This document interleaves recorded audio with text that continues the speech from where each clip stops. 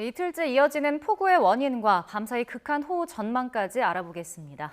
김민경 기상재난 전문 기자 스튜디오에 나와 있습니다. 안녕하십니까? 어서 오십시오. 안녕하세요. 네, 많은 비가 내리면서 피해도 속출했는데 우선 지금까지 내린 폭우 양 어느 정도였는지부터 먼저 설명해 주시죠. 네, 그제부터 사흘 동안 충남 서산에는 500mm 이상, 광주와 나주는 450mm가량, 충남 홍성과 전남 담양에도 400mm가 넘는 폭우가 쏟아졌습니다. 경남도 만만치 않았는데요. 창녕과 산청, 함안에서도 300mm를 넘겼습니다. 예, 이번 폭우로 하루 강수량이 역대 1위를 기록한 곳도 많다면서요? 네, 그렇습니다. 광주와 서산에서는 어제 하루에만 400mm 이상의 폭우가 쏟아지면서 이 관측 이래 역대 1위 값을 기록했는데요. 1일 강수량 기준으로 광주에서는 관측이 시작된 1939년 이후 86년 만, 이 서산은 1968년 이후 57년 만에 가장 많은 양입니다. 이 밖에도 어제 홍성과 천안, 서청주에서도 각각 지역 기준 역대 최고 일강수량을 기록했습니다. 이 말은요, 이 태풍이 왔을 때도 이 지역에서 이렇게 많은 비가 내린 적은 없었다는 뜻입니다. 그만큼 어마어마한 기록입니다. 예. 네, 이렇게 비가 많이 온 것도 문제지만 피해도 컸거든요. 이게 강도가 셌기 때문인가요? 네, 그렇습니다. 이 비구름이 어떻게 지나갔는지 레이더 영상 준비했는데요. 화면 보면서 폭우 상황 짚어보겠습니다. 어제 오후부터 이 분홍색과 남색의 강한 비구름이 남부지방을 지나가더니 이 자정을 넘어서까지도 영향을 줬습니다. 이 경남 산청에는 1시간에 101mm의 극한 호우가 쏟아졌고요. 네. 이 나주에도 92mm, 순창과 광주, 담양 등에도 시간당 70mm가 넘는 물폭탄이 쏟아졌습니다. 예, 그럼 이렇게까지 비가 강하게 내린 원인이 뭔가요? 네, 이 기압 배치 모식도 보면서 설명드리겠습니다. 그제 충청 등의 중부 물폭탄을 쏟은 이 중규모 저기압이 북동쪽으로 물러났고요. 그 자리를 이 북쪽의 건조한 공기가 계속해서 내려 채워 보내고 있습니다. 한반도 남동쪽에서는 이 북태평양 고기압이 그제보다 어제 우리나라 쪽으로 더욱 확대가 됐는데요. 네. 이미 많이 내려온 건조 공기와 더 강하게 유입된 수증기가 이 사이에서 이렇게 뜨겁게 이렇게 비구름이 더욱 압축됐기 때문입니다. 네.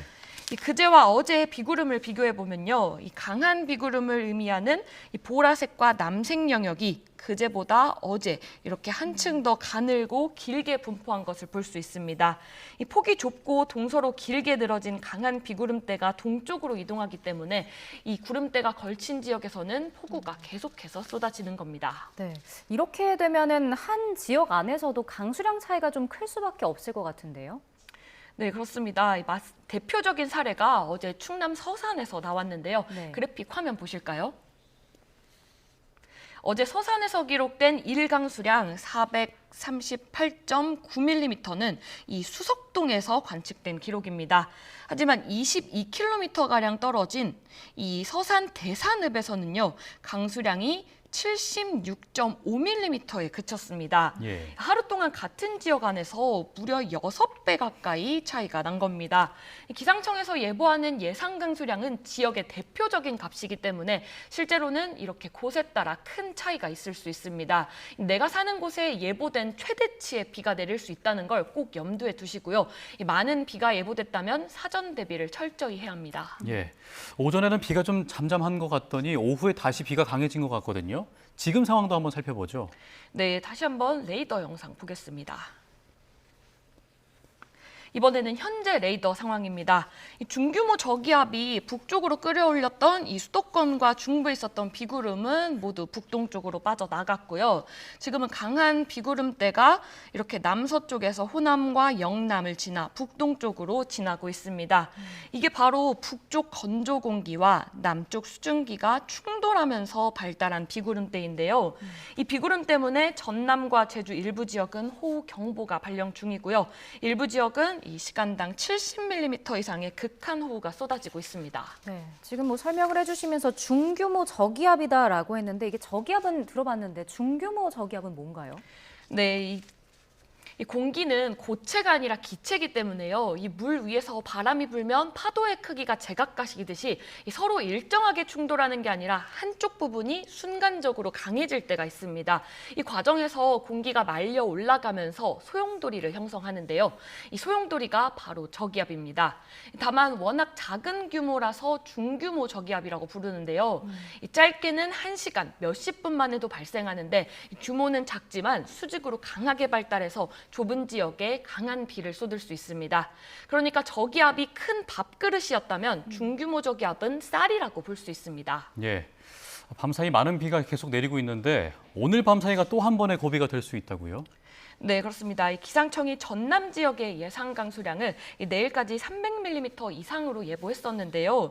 이 비구름이 예상보다 더욱 발달할 걸로 예상돼서 400mm 이상으로 상향 조정했습니다. 뿐만 아니라 경남에도 300mm 이상, 전북과 경북, 충청에 200mm 이상, 수도권과 강원에도 최대 120mm의 많은 비가 더 내리겠다고 예보했는데요. 예. 다시 한번 레이더 화면 보실까요?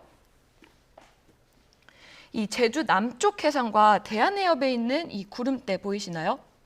네. 네, 이 구름대가 이렇게 점점 더 올라가고 이렇게 이런 남해안에 있는 이 강한 비구름대가 계속해서 남서풍을 따라 북동쪽으로 올라와서 우리나라 남부지방에 영향을 줄 걸로 보이는데요. 네. 기상청은 오늘 밤부터 내일 오전 사이에 이 남부지방에 또다시 시간당 80mm의 극한호우가 쏟아지겠다고 예보한 상황입니다. 네, 대비를 좀 해야 할 것 같은데 오늘로 남북 곳곳에는 폭우로 호우 긴급재난 문자가 발송됐다고 합니다. 이게 어떻게 보내는 거고 또 받았을 때 대처는 어떻게 해야 되는 건가요? 네, 호우 긴급 재난 문자는 기상청이 직접 발송하는 건데요. 이 강수량이 1시간에 50mm면서 동시에 3시간에 90mm가 관측될 때 또는 1시간에 72mm의 강수가 관측되면 즉시 각 읍면동에 송출됩니다. 앞서 말씀드렸던 것처럼 저기압의 규모가 작거나 순식간에 발달하는 극한호우 구름은 예측이 쉽지 않기 때문에 이 예보관들이 실시간 기상 상황을 지켜보면서 이 위험 지역에 문자로 알리는 건데요. 예. 이 긴급 재난 문자를 받으면 지하 주차장이나 지하 상가 등 지하 공간에는 절대 출입하지 마시고요. 운전 중이면 우회하거나 안전한 곳에 정차하셔야 합니다. 또 추락이나 휩쓸림 사고 예방을 위해서 하수도나 맨홀 근처에는 절대 접근하면 안 되고요. 이 유리창이나 건물 간판 등 낙하물이 떨어질 수 있는 장소를 피하고 건물 안으로 들어가야 합니다. 예. 그리고 또 어제 서산에서는 기상 관측 장비가 낙뢰에 맞아서 먹통이 되기도 했었는데요. 오늘 밤 사이에도 낙뢰가 자주 발생을 할까요? 네, 그제부터 오늘까지 전국에 관측된 낙뢰는 무려 25,000번입니다. 지난해 1년 내내 관측된 게 14만 5천 회 정도인데요. 이번 사흘 사이 6분의 1에 달할 만큼 많이 발생했습니다. 혹시 꽁꽁 언 막대 아이스크림을 먹을 때 이 혀가 아이스크림에 달라붙었던 경험 있으신가요? 예. 이 낙뢰가 발생하는 것도 비슷한 이유입니다. 이 높은 구름 속에는 얼음과 물방울이 공존하는데요. 이 얼음 표면이 건조해서 물방울의 수분을 뺏는 겁니다. 이 물방울의 수분이 얼음으로 이동해 나가면서 한쪽은 플러스, 다른 한쪽은 마이너스가 되는 전기적인 성향을 띠게 되는데요. 이 플러스와 마이너스가 교류하면서 빵 터지는 게 번개, 그리고 이게 떨어지면 벼락이 됩니다. 현재 남쪽으로부터 강한 수증기가 계속 밀려오고 있고 북쪽에는 찬 공기가 많은 상태이기 때문에 오늘 밤 사이에도 번개와 벼락 발생이 속출할 걸로 보입니다. 네. 그리고 이제 바다 수온이 크게 올라서 비가 더 강해졌다 이런 말 저희가 어제도 얘기를 했었는데 이게 실제로 영향이 있는 건가요? 맞습니다. 이 위성 영상이 찍은 우리나라 주변 해수 온도를 지난해와 비교해 봤는데요. 바로 어제의 기준입니다. 이 왼쪽이 지난해 7월 17일, 오른쪽이 어제입니다. 1년 전 같은 시각보다 확실히 더 붉어진 걸 볼 수 있는데요. 예. 해수 온도가 그만큼 많이 올랐다는 뜻입니다. 이 해수면 온도가 높아지면요, 이 대기 중에 수증기를 품을 수 있는 용량, 쉽게 말해서 물 탱크의 용량이 커지게 되는데요. 지금 보시는 화면의 노란색은 북태평양 고기압이고요. 네, 이 가장자리를 따라 이렇게 올라오고 있는 붉은색이 수증기입니다. 네. 이 뜨거워진 바다에서 만들어진 수증기가 이렇게 고기압의 가장자리를 따라 우리나라 쪽으로 몰려오고 있는 건데요. 이 수증기는 대기 중에서 비구름의 재료가 되는 만큼 폭우를 부릴 가능성이 큰 셈입니다. 예. 연이은 폭우에 추가 피해가 또 우려되는 상황인데요. 가장 큰 위험 요소라면 어떤 게 있을까요? 네, 우선 침수 피해는 물론이고요. 산사태 발생 우려가 굉장히 심각한 상황입니다. 현재 충남 전역을 포함해서 전국 18곳에는 산사태 경보가, 55곳에서는 산사태 주의보가 발령 중이고요. 이 산사태 위기 경보는 충청은 재단 최고 단계인 심각 단계고, 제주를 제외한 전국이 두 번째로 높은 경계 단계입니다. 토양 수분 함유량이 포화 수준으로 많아진 만큼 산사태 발생 가능성이 매우 큰 상황입니다. 산 인근 지역 주민들은 사전에 대피 정보를 확인하고 긴급 재난 문자가 발송되거나 산사태 발생이 감지되면 즉시 안전한 장소로 신속하게 대피하셔야 합니다. 네. 그리고 많은 분들이 가장 많이 궁금해하실 것 같은데 언제 이 비가 그치는지 전망도 좀 함께 짚어주시죠. 네, 우선 이 비는 오늘 밤 사이에 한 차례 더 고비가 있는 뒤에 내일 밤부터 점차 그치기 시작하겠고요. 일부 지역은 일요일 아침까지도 이어질 걸로 보입니다. 일요일부터는 북태평양 고기압이 세력을 더 넓혀서 우리나라를 완전히 뒤덮을 걸로 예상되는데요. 오후에는 내륙 곳곳에 소나기가 지나겠고요. 다음 주에는 다시 전국적으로 무더위가 찾아와 폭염이 기승일 걸로 보입니다. 네, 오늘 밤이 마지막 고비라고 하니까요. 잘 대비해 주시기 바랍니다. 지금까지 김민경 기자와 함께했습니다. 고맙습니다. 고맙습니다.